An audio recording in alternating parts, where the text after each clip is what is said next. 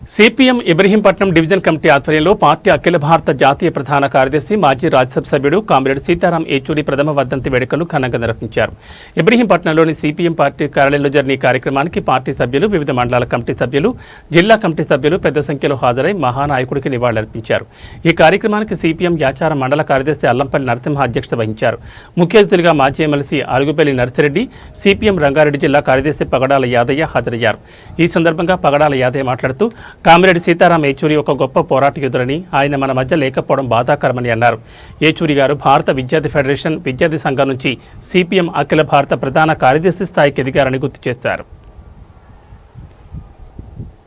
వారి వర్ధంతి సందర్భంగా ప్రజలకు కానీ భారతీయులకు కానీ తెలియజేసే అంశాలు ఏమంటారు, ఈ దేశంలో లౌకికవాదం, ప్రజాస్వామ్యం, అదేవిధంగా సామ్యవాదం, సార్వభౌమత్వం,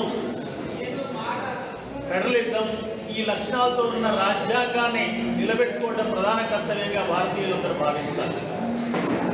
లేనట్లయితే ఇప్పుడున్న ఈ కాస్త ప్రజాస్వామ్యాన్ని కూడా నేడు కేంద్రంలో ఉన్న ఆర్ఎస్ఎస్ వెనుక ఉండి బీజేపీ పరిపాలన హరిస్తుంది అనేది కళ్ళ ముందు కనిపిస్తూ ఉంది. బీహార్లో స్పెషల్ ఇంటెన్సివ్ రివిజన్ ఓటర్ల జాబితాను చూసా, 65 లక్షల మందికి ఓటు లేదని చెప్తున్న పరిస్థితి ఉంది. అంటే తనకు ఓటేసిన వాళ్ళకే ఓటు ఉంటుంది, తనకు ఓటేయకపోతే నీకు ఓటు లేదని తీసేస్తామనేది ఇంతకంటే దుర్మార్గమైన అంశం భారత ప్రజాస్వామ్యంలో ఏది లేదు. అదేవిధంగా ఈ దేశంలో దోపిడీ పెరిగిపోయింది, ఆర్థిక అసమానతలు పెరిగిపోతున్నాయి, సామాజిక అసమానతలు అలాగే నిలబడిపోతున్నాయి. ఈ క్రమంలో మత ఉన్మాదాన్ని పెంచి, మత ఉద్వేగాలను పెంచి, భావోద్వేగాలను పెంచి ఈ దేశ పెట్టుబడిదారులైన, కార్పొరేట్లైన, ఆదానీలకు, అంబానీలకు మాత్రమే ఈ దేశ సంపద అప్పగించే పరిస్థితి 11 ఏళ్ల నుంచి ఎక్కువగా కొనసాగుతుంది. దాన్ని నిలువరించాలి. బీజేపీ, ఆర్ఎస్ఎస్ కబంధ హస్తాల నుంచి, పాలన నుంచి ఈ దేశానికి విముక్తి కలిగించడం తప్ప మరో మార్గం లేదు. నూతన విద్యా విధానం పేరిట పాఠ్య పుస్తకాలు మొత్తం కూడా మార్చుతున్న పరిస్థితి ఉంది. తాత ఉంటాడు, ముత్తాత ఉంటాడు, తండ్రి లేకుండా కొడుకెలా ఉంటాడు, బిడ్డెలా ఉంటాడు, అర్థం కాని స్థితిలో ఈ బీజేపీ ప్రభుత్వం పాఠ్యాంశాలను రూపొందిస్తున్నది. ఇది ప్రమాదకరమైనది. చరిత్రను వక్రీకరించడం మంచిది కాదు. మంచి వాళ్ళైనా చెడ్డ వాళ్ళైనా ఈ దేశంలో చరిత్రలో పాలకులు ఉన్న వాళ్ళ మొత్తం చరిత్రను చదివినప్పుడు మాత్రమే దేశాన్ని అర్థం చేసుకుని దేశాన్ని ముందుకు తీసుకునే అవకాశం ఉంటుంది. కానీ వాళ్ళు పాఠ్య పుస్తకాలు మార్చడం కానీ, సైన్స్లో జీవ పరిణామాన్ని తొలగించడం కానీ, లేదా కెమిస్ట్రీలో మూలకాల గురించి లేకుండా చేయడం కానీ, ఇవన్నీ కూడా సరియైనవి కావాలని చెప్పి తెలియజేస్తున్నాం.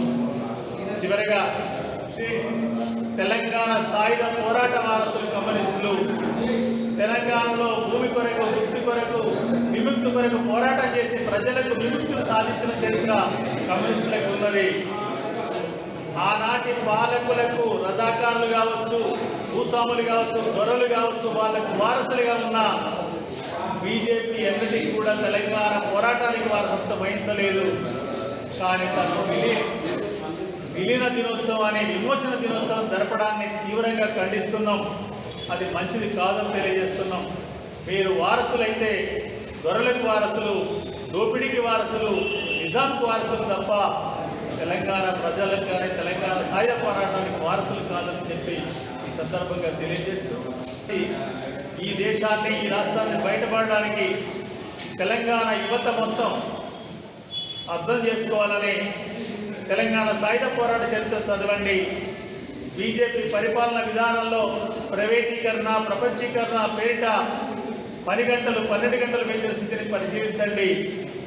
మొత్తం ప్రైవేటీకరణలో ప్రభుత్వ ఉద్యోగాలు లేకుండా చేస్తున్న స్థితిని గమనించండి. ఉపాధి లేదు, సంపద లేదు, కొద్దిమందికే దోచిపెడుతున్న పరిస్థితిని అర్థం చేసుకొని దానికి వ్యతిరేకంగా సంఘటితమై వామ పక్షాలతో కలిసి పనిచేయాలని చెప్పి ఈ సందర్భంగా పిలుపునిస్తున్నాం. ఘనమైన నివాళని ఈ సందర్భంగా తెలియజేస్తున్నాం. సీతారాం ఏచూరి గారి యొక్క వర్ధంతి సభకి ఈరోజు ముఖ్య అతిథిగా మాజీ ఎమ్మెల్సీ నర్సిరెడ్డి గారు జిల్లా ఆఫీస్కి వచ్చి ఉపన్యసించారు. ప్రధానంగా సీతారాం యేచూరి గారు విద్యార్థి దశ నుండి ఎస్ఎఫ్ఐలోకి ఆయన ప్రారంభమై అఖిల భారత జాతీయ ప్రధాన కార్యదర్శిగా దాదాపు 3 దఫాలుగా కొనసాగడం ఏదైతే ఉందో చాలా ఈ దేశంలో మతోన్మాదం పెచ్చరిల్లుతున్నటువంటి సందర్భంలో మతోన్మాద రాజకీయాలు, విచ్ఛిన్నమైనటువంటి రాజకీయాలు, దేశ సంపదని కొల్లగొట్టేటువంటి రాజకీయాలు, దేశంలో ఉన్నటువంటి ఉన్మాదాన్ని రెచ్చగొట్టి